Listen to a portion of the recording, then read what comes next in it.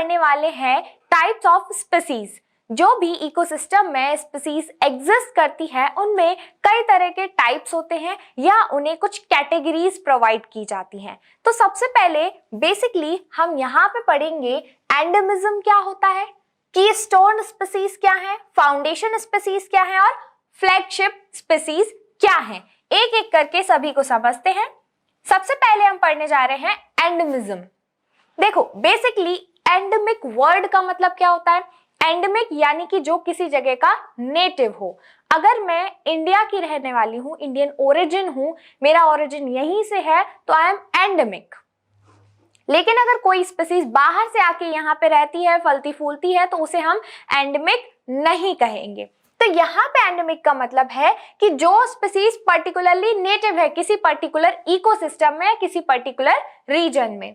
There are more than 2 lakh species in India, of which several are confined to India. It means जितनी भी species India में exist करती हैं, several, it means more than 2 lakh, उनमें से कई सारी species जो है वो इंडिया की एंडेमिक है, यानी कहीं बाहर से नहीं आई है, यहीं से उनका ओरिजिन माना जाता है। Endemism is the ecological state of a species being unique to a defined geographical location, such as an island nation, country or other defined zone or habitat type। यानी कि अब यहाँ पे हम देख रहे हैं कि जो भी स्पीसीज इंडिजीनियस है किसी प्लेस पे, चाहे वो किसी एक पर्टिकुलर आइलैंड की इंडिजीनियस हो या किसी पर्टिकुलर लोकेशन की, जैसे कि हम देखते हैं नीलगिरी टहर। नीलगिरी टहर जो है वो मोस्टली नीलगिरी माउंटेन्स पे या हिल्स पे पाया जाता है, तो वो वहां के लिए एंडेमिक है। वन हॉर्न रेनो काजीरंगा में है, यानी कि काजीरंगा का एंडेमिक स्पीसीज हो गई वो। तो जिस पर्टिकुलर लोकेशन पे अगर कोई स्पीसीज पाई जा रही है जो वहीं से ओरिजिनेट होती है, वहीं उसका मेन फेवरेबल क्लाइमेट है, तो हम उसे एंडेमिक स्पीसीज कहेंगे। समझ में आ गया होगा आपको। वो कोई भी चीज हो सकती है, जरूरी नहीं पॉलिटिकल या फिजिकल एरिया हो, चाहे पॉलिटिकल एरिया हो या फिजिकल एरिया हो, कोई भी हो सकता है। कोई लेक है तो वहां का भी एंडेमिक हो सकता है, कोई स्टेट है तो वहां का भी एंडेमिक हो सकता है। अब कुछ ऐसी स्पीसीज, एंडेमिक स्पीसीज हैं इंडिया की, जो कई बार एग्जाम में पूछी जाती हैं फ्रीक्वेंटली कि ये कहां से बिलोंग करती है, ये कहां से बिलोंग करती है। तो कुछ स्पीसीज को हम यहाँ पे डिस्कस करेंगे जो कि इंडिया की एंडेमिक स्पीसीज है। सबसे पहले एशियाटिक लॉइन, जो कि गिर फॉरेस्ट में फेमस है। तो गिर फॉरेस्ट बेसिकली एशियाटिक लॉइन के लिए फेमस है क्योंकि एशियाटिक लॉइन जो है वो गिर फॉरेस्ट की एंडेमिक स्पीसीज है, वहीं का ओरिजिन उसका माना जाता है। तो एंडेमिक स्पीसीज समझ में आया आपको। Asiatic lion is also known as Indian lion and can be only found in and around Gir forest, यानी गिर फॉरेस्ट और उसके आसपास के रीजन में ही सिर्फ पाया जाता है और कहीं पे ये नहीं पाया जाता, इसीलिए इसे एंडेमिक कहा गया गिर फॉरेस्ट के लिए। These are listed as endangered species. There are one of 5 big cats found in India, the others being Indian leopards and Bengal tigers. ये भी इंडिया के एंडेमिक है, जो कि बंगाल टाइगर है और इंडियन लेपर्ड्स है। अब जो स्पीसीज जहां की एंडेमिक होती है उसे वहीं के नाम से जाना जाता है, ठीक है। अब जैसे यहाँ पे बोला रॉयल बंगाल टाइगर, क्योंकि वो बंगाल वाले रीजन में पाया जा रहा है, वहीं का एंडेमिक है, तो उसका नाम क्या हो गया, रॉयल बंगाल टाइगर। दूसरा है कश्मीरी स्टैग, जो कि सिर्फ कश्मीर वैली में ही पाया जाता है। तो कश्मीरी स्टैग कश्मीर वैली के लिए एंडेमिक स्पीसीज हुई, ठीक है। अब जो एंडेमिक स्पीसीज होती हैं वो एक बहुत ही बेसिक और इंपॉर्टेंट रोल प्ले करती है उस पर्टिकुलर रीजन में। ये कहाँ पे पाया जाता है, कश्मीर वैली और चंबा डिस्ट्रिक्ट जो है हिमाचल प्रदेश की, वहां पे कश्मीरी स्टैग जो है वो फेमस है। फिर हम देखते हैं लाइन टेल्ड मकाक, जो कि वेस्टर्न घाट्स में फेमस है। अब लाइन टेल्ड मकाक क्या, it is the rarest most threatened and endangered primate species found in the western Ghats of southern India. Line tailed macaque कहां पे फेमस है, वेस्टर्न घाट्स में। रिमेंबर दिस, डायरेक्ट मैचिंग में exam में पूछ लिया जाता है कि कौन सी स्पीसीज कहां पे फेमस है, कहां की एंडेमिक है। नेक्स्ट हमारा पर्पल फ्रॉग, जो कि वेस्टर्न घाट्स में है। The purple frog also known as pignose frog. It is found in the rainforest of Western Ghats in India. It spends most of its life underground. तो purple frog कहां पे है, western Ghats में। फिर हम देखेंगे संगाई डियर। संगाई डियर जो है वो लॉकटक लेक में पाया जाता है। लॉकटक लेक कहाँ पे है? मणिपुर में, where the only floating national park is located. तो लॉकटक लेक में है संगाई डियर। फिर देखते हैं नीलगिरी टहर। जैसे कि मैंने पहले एग्जाम्पल में समझाया था आपको, नीलगिरी टहर जो है वो नीलगिरी हिल्स में एंडेमिक है, इसीलिए वहां की एक फेमस स्पीसीज मानी जाती है। नेक्स्ट हम देख रहे हैं कुछ अदर स्पीसीज हैं जो कि एंडेमिक है इंडिया की, लाइक पिग्मी हॉक जो कि असम में फेमस है।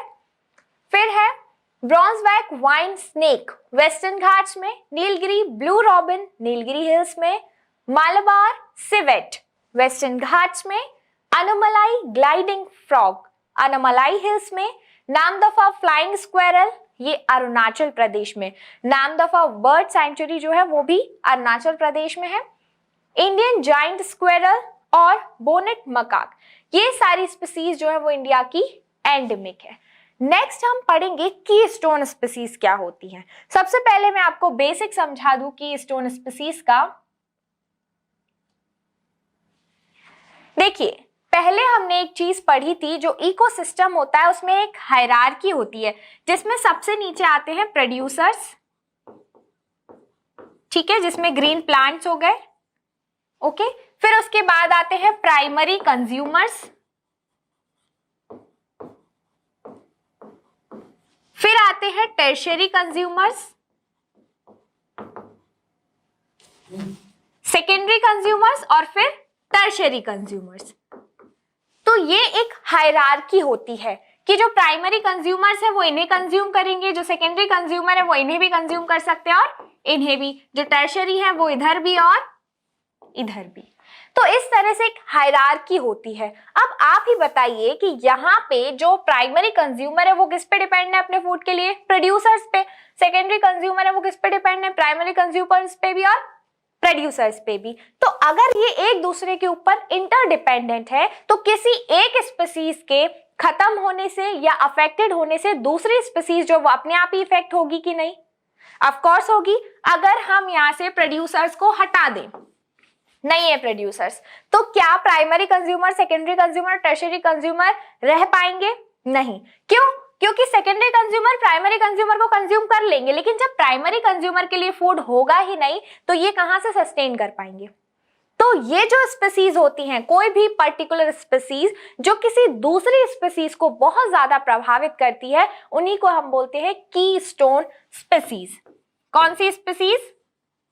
कीस्टोन स्पीसीज, जो कि एक स्पीसीज होकर कई सारी दूसरी स्पीसीज को अफेक्ट कर देती है। जैसे कि अगर मैंने बोला यहाँ पे कोई एक ऐसा टर्शियरी कंज्यूमर है, लेट्स से लाइन, अगर लाइन नहीं होगा तो काफी सारे सेकेंडरी और प्राइमरी कंज्यूमर्स जो हैं जिन्हें लॉइन कंज्यूम करता है उनकी पॉपुलेशन काफी ज्यादा बढ़ जाएगी। एक ड्रास्टिक इंक्रीमेंट हमें देखने को मिलेगा, जिसकी वजह से पूरा इकोसिस्टम जो है, इकोलॉजिकल साइकिल जो है वो डिस्टर्ब हो जाएगी। तो चाहे प्रोड्यूसर हो या कंज्यूमर हो, दोनों ही एक दूसरे पे इंटरडिपेंडेंट है पॉपुलेशन को कंट्रोल करने के लिए और इकोलॉजिकल बैलेंस को बनाए रखने के लिए। आई होप आपको समझ में आ गया होगा। तो फिर हम यहाँ पे देख लेते हैं कि जो कीस्टोन स्पीसीज होती हैं, वो वर्ड जो है सबसे पहले दिया रॉबर्ट टी पेन ने 1969 में डिफाइन किया कि कीस्टोन स्पीसीज क्या होती हैं। उसके बाद कुछ होती हैं अम्ब्रेला स्पीसीज। अम्ब्रेला स्पीसीज क्या होती हैं? कोई भी एक ऐसी स्पीसीज जिसके अंदर काफी सारी स्पीसीज डिपेंडेंट है। फॉर एग्जाम्पल एक ट्री है, अगर एक ट्री है, उस ट्री के खत्म होने से जितने भी बर्ड्स उसके अंदर रह रहे हैं, जो एनिमल्स उस पे फीड कर रहे हैं, वो सारी की सारी स्पीसीज इफेक्ट होंगी, उन सभी पे इंपैक्ट पड़ेगा। तो वो ट्री क्या हुई? अम्ब्रेला स्पीसीज, यानी एक ऐसी स्पीसीज जिसके अंदर बहुत सारी स्पीसीज अपना शेल्टर या फूड ढूंढती हैं। यहाँ पे जो अम्ब्रेला स्पीसीज वर्ड है ये किसने दिया? विलकॉक्स ने 1984 में। दोनों में बहुत ज्यादा डिफरेंस नहीं है, लेकिन फर्क इतना है कि keystone species are usually non migratory, ये माइग्रेटरी नहीं होती, वहीं की एंडेमिक होती है। And influence a particular environment और हैबिटेट, और पर्टिकुलर एनवायरमेंट को हैबिटेट करेंगी क्योंकि माइग्रेटरी नहीं है तो जहां पे रह रही बस उसी एनवायरमेंट को, उसी इकोसिस्टम को इंपैक्ट करेंगी। लेकिन जो अम्ब्रेला स्पीसीज है वो एक लार्ज स्केल में इंपैक्ट देती है अपना, क्योंकि ये माइग्रेटरी भी हो सकती है और एक लार्ज एरिया में स्प्रेड होती है, जिनकी वजह से एक बड़े लेवल पे इकोसिस्टम पे प्रभाव देखा जाता है।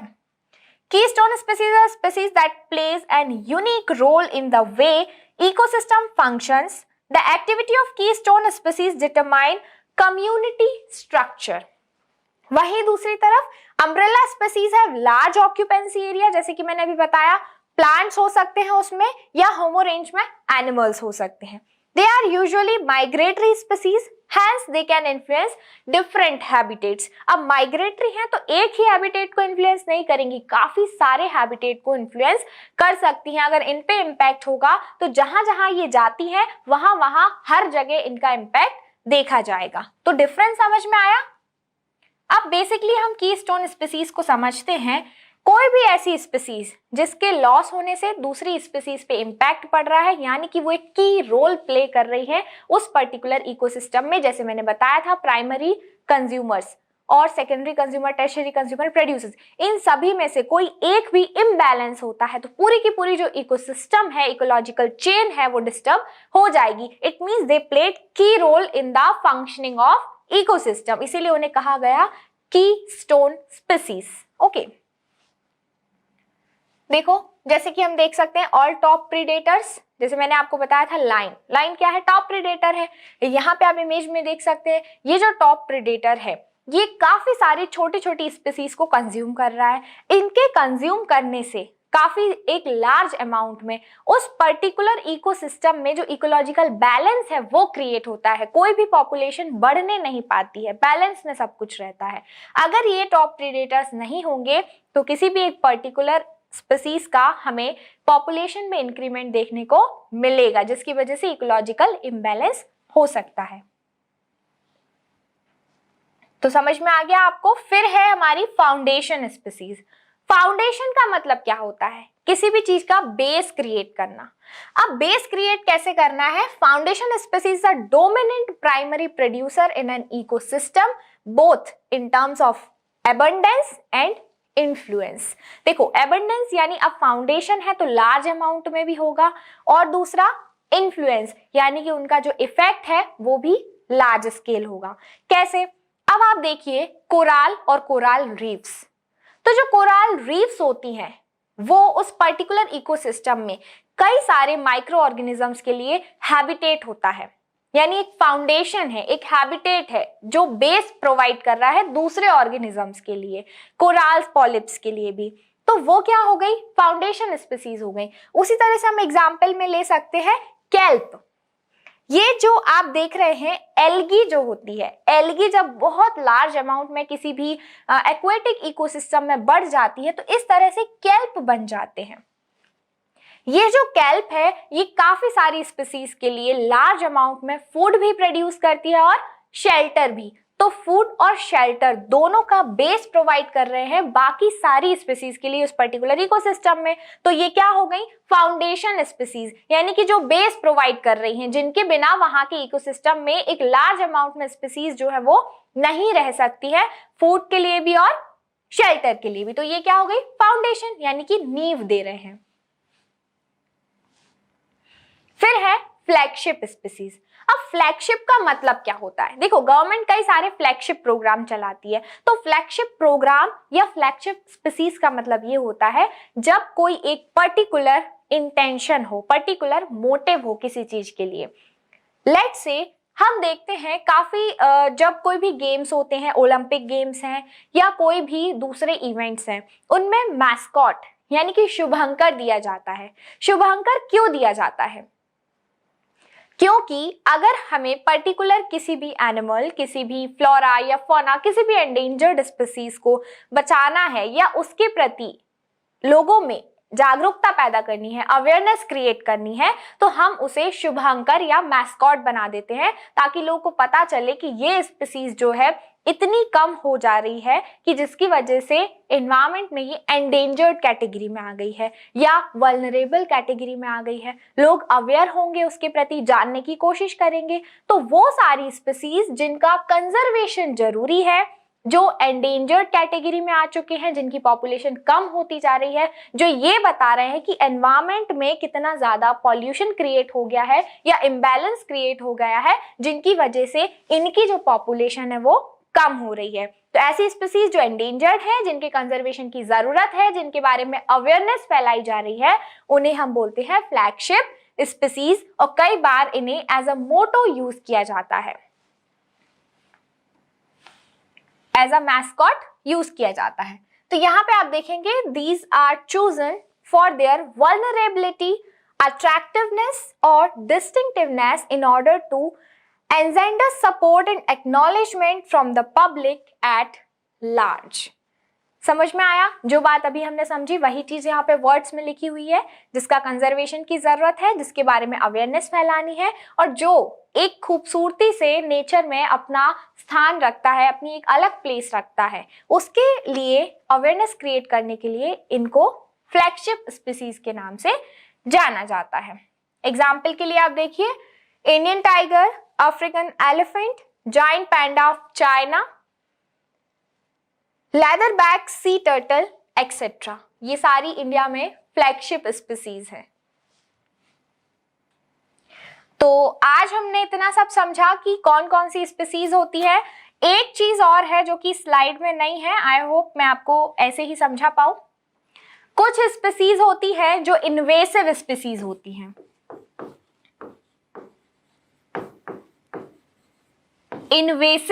इन्वेशन का मतलब क्या होता है? आक्रमण।